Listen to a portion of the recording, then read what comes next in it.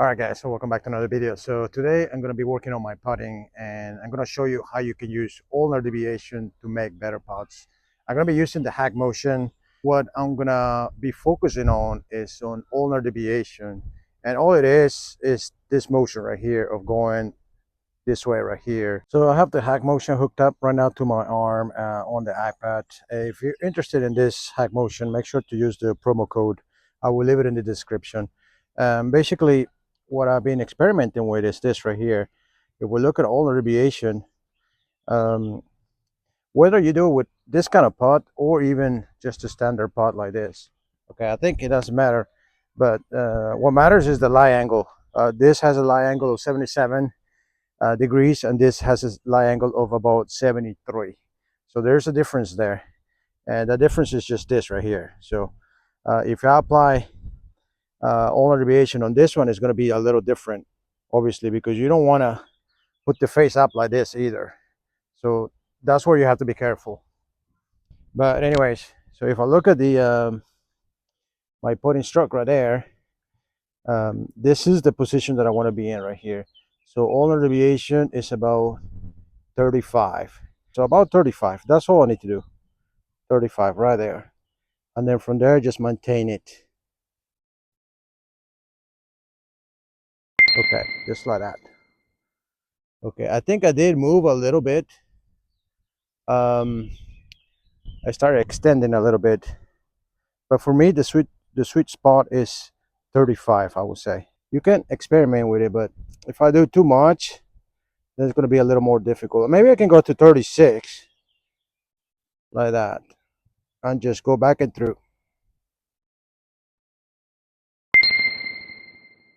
Okay, so that works too. So I'm going to keep it about like 35, 36, like that. Ulnar deviation 35 is easier for me to do 35. Then just keep it through, back and through, like that. Okay, so let's look at the results. Summary ready. Let's go in there. It says 2 flex, and ulnar deviation is good. And then I have timing here. Okay, so let's do another round. I think what's important is the ulnar deviation. I may have to do even more, like 37, to keep those wrists more stable. So I'm going to do that actually. I'm going to experiment with a little more ulnar deviation. Let's keep it like at 37. Okay. And let's go from there. Oh, that's a great stroke. I like that. Okay. So let's do another one. 37. I think 37 might be better than 35. It's completely locked. I mean, I can feel it. 37 right here, and make sure I have no flexion here.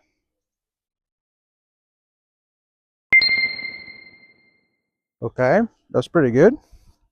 Didn't go in the hole, but it was a good stroke. Okay, let's do a few more. 37. I'm not sure if I did 37 there. I didn't look. So 37 is right there.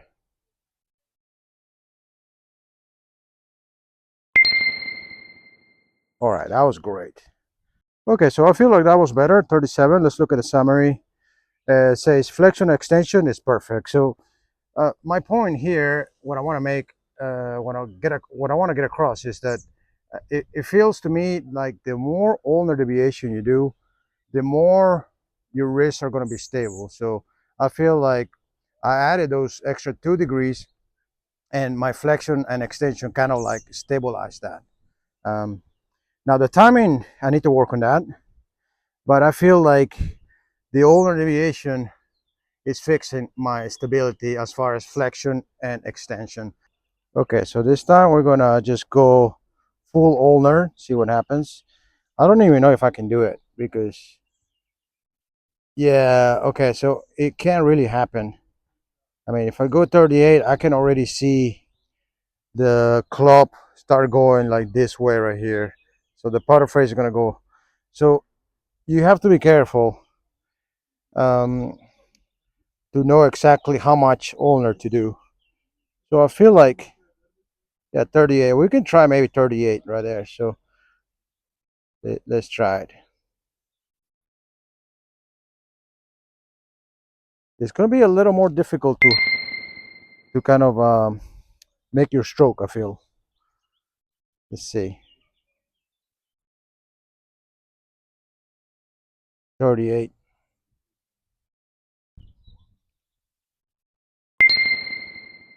Okay, it's not bad. I think you can get used to it. Um, and actually, the numbers are really good according to Hackmotion. So all the way down, I feel like I'm just twisting my. I think I can do more than that. So this will be the max I can do, I feel. Yeah, that feels pretty good actually. It feels like I don't have to think about doing anything else. I mean, it feels like I put a lock on it. For me, my sweet spot is about 37. I thought it was 35, but when I did 35, I started flexing. When I did 37, it was perfect. When I did 38, I started extending. So you can definitely see a trend, guys. All right, so let's take some shots without the Hackmotion now. So my goal is to get it to 37, but obviously I'm not gonna have the Hackmotion when I'm playing golf. So I feel like I align myself like this, then add ulnar deviation until I feel right before I feel uncomfortable. So I think that's the limit, and then just take it back and through from here, kind of like that. So if I can do that every time, I think I'd be more successful at putting. So basically, align myself, um, get my feet correctly, and then add ulnar right until well it starts feeling uncomfortable. Stop right before that, and just take it back and through now. All right, this one was very good. Let me show you from another angle. So basically, I address the ball, make sure my feet are aligned correctly, and then from here, what I'm doing, just adding ulnar deviation. Look at my line and just strike it back and through,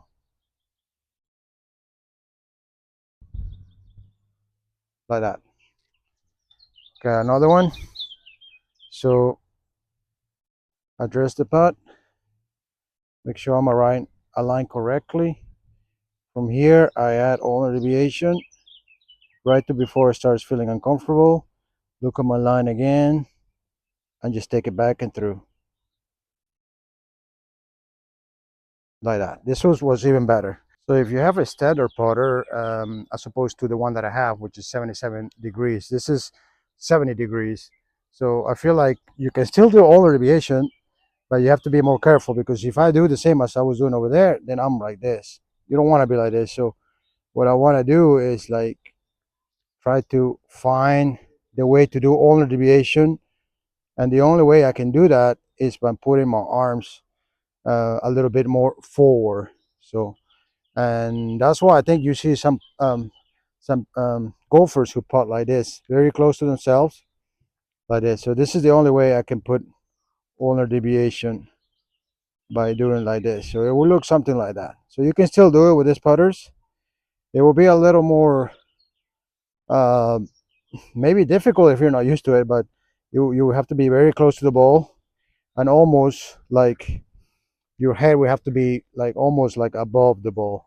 That's the only way I can see adding ulnar deviation. Otherwise, you have to have like change the lie angle on your putter to about 77 or 79.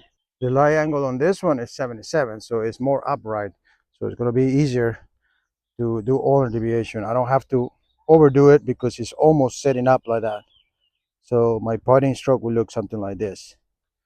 Um, and it is more traditional, a little bit higher too. I think if you want to do a lot of ulnar deviation, but you don't want to do like the sweeper, the broomstick.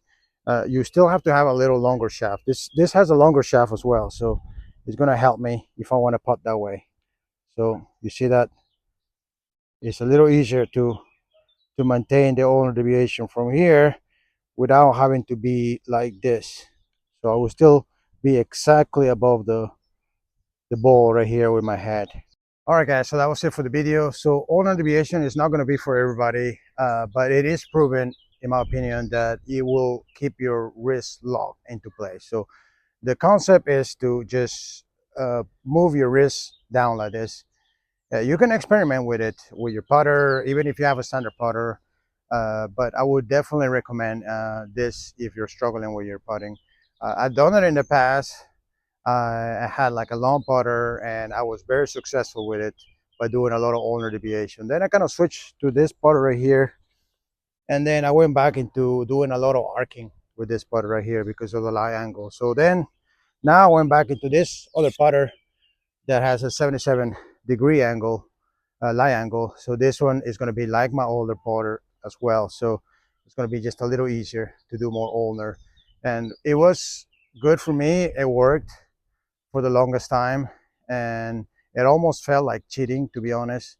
But there is, you do have to do a little practice to it. So you have to get used to putting your wrist down and just maintaining it that way.